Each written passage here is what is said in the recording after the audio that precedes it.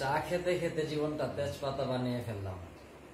আসলে মাঝে মধ্যে মনে হয় যদি কিয়ামত পর্যন্ত হায়াত পেতাম আর কোনো প্রতিক্রিয়া না হতো, তাহলে সারা দিন রাত শুধু চাই খেতাম, চাই খেতাম, চাই খেতাম।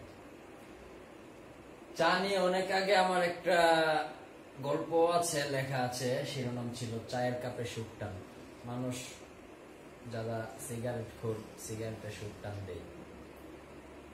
তো চা এমন একটা জিনিস, সারাদিনের পরিশ্রম, ক্লান্তি সব কিছুর পরে যখন নিজের জায়গায় গিয়ে, নিজের রুমে গিয়ে চেয়ারে বসে ভালো মানের একটা চায়ে টান দেওয়া হয়, চুমুক দেওয়া হয়, তখন মনে হয় সমস্ত ক্লান্তি ঝরে পড়ে।